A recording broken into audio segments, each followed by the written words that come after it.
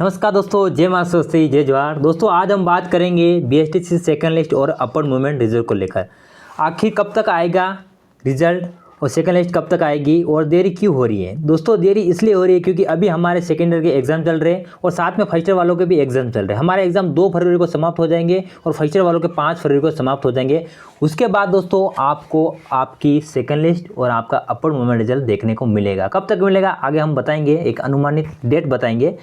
और दोस्तों अब हम बात करेंगे अपर होगा या फिर नहीं होगा। दोस्तों अपर किनका होगा मैं बता दूं, क्योंकि मुझे पता है मेरा भी अपर नहीं हुआ था। क्यों नहीं हुआ था? क्योंकि मुझे सेकंड चॉइस की कॉलेज मिली थी और फर्स्ट जो चॉइस थी वो मेरी डाइट थी। और डाइट दोस्तों, डाइट में 50 सीटें होती है, 50 सीटें फर्स्ट लिस्ट में ही हैं जो कि अलॉट हो जाती है, फर्स्ट लिस्ट में भर जाती हैं।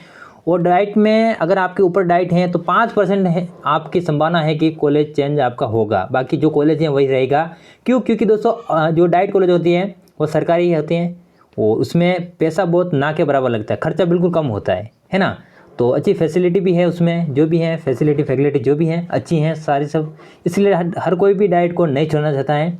तो डाइट का अगर कोई अपर सोच रहा है तो शायद 5% हो सकता है। और कब होगा? जब कोई सेम कैटेगरी वाला कोई स्टूडेंट है अपर करवाता है डाइट से, तो दोस्तों उसके जो सेम कैटेगरी वाला जो स्टूडेंट है उसी को डाइट है जो कि मिलती हैं, है ना। ये बात आप समझ गए होंगे। अब हम बात करेंगे जो प्राइवेट कॉलेज हैं उसमें दोस्तों अपर हैं जो कि हो जाता है ना, 40-50% अपर हो जाता है। क्योंकि कोई उदयपुर वाला है वो जयपुर चला गया और जयपुर वाला उदयपुर आ गया तो वो दोनों आपस में क्या अपर करवाएंगे और एक दूसरे की कॉलेज चेंज हो जाएगी, है ना। अब हम बात करें आखिर दोस्तों कॉलेज जाए या फिर न जाए। अगर कोई अपर करवाने की सोच रहा है, जो कॉलेज मिला है उसको पसंद नहीं या फिर वो अपर करवा रखा है, तो वो तो कॉलेज जाए या नहीं जाए, तो दोस्तों उसको कॉलेज जाना चाहिए। क्यों? क्योंकि अगर अपर में कॉलेज चेंज हो जाता है तो दोस्तों जो कॉलेज मिला है उससे यहाँ से उसकी जो भी डिटेल है वो उधर डायरेक्ट ट्रांसफ़र की जाती हैं, जिसमें उसकी हाज़िरी भी भेजी जाती हैं। और हाज़िरी 200 दिन की कंपलसरी हाज़िरी 200 दिन है, उसमें से आपके 275% यानी कि 150 दिन आपके कंपलसरी है अटेंडेंस, ठीक है। तो वो क्या है कि लफड़ा हो सकता है। लेकिन दोस्तों आजकल क्या है कि डोनेशन पैसा है तो आपको एक दिन भी नहीं जाना पड़ेगा, है ना।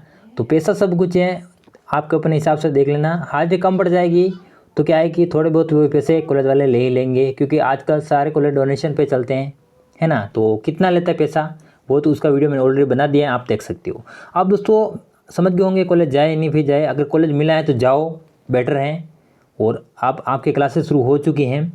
और जो इंटरनल एग्ज़ाम क्या होते हैं दोस्तों, जैसे हमारे हम पढ़ते थे उसमें प्रथम टेस्ट, द्वितीय टेस्ट, सेकंड टेस्ट, जो भी टेस्ट होते हैं ना उसको इंटरनल एग्ज़ाम बोला जाता है ना। और जाना ज़रूरी है या फिर नहीं जाना दोस्तों। जो डोनेशन वाले होते हैं वो इंटरनल एग्ज़ाम में नहीं आते हैं, जो रेगुलर होते हैं वही जाते हैं, है ना।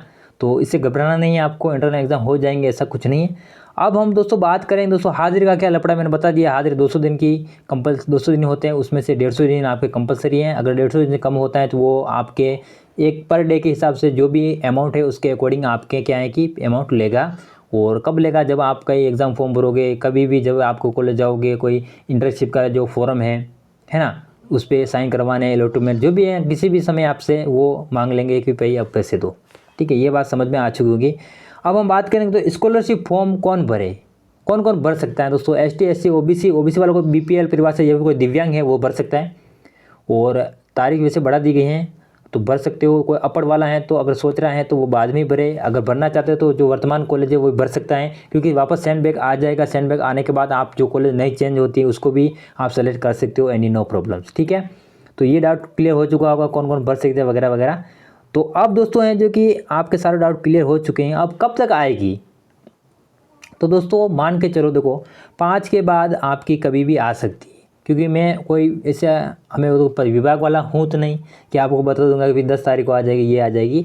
लेकिन आप मान के चलो कि आपकी 5 से दोस्तों 20 से पहले कन्फर्म है, कुछ ना कुछ नोटिफिकेशन मिल जाएगा। 20 से पहले से कन्फर्म है, 20 फरवरी दोस्तों, उससे पहले तो आपका कन्फर्म है, आ ही जाएगा। अगर नहीं आता है तो ये विभाग की गड़बड़ी है।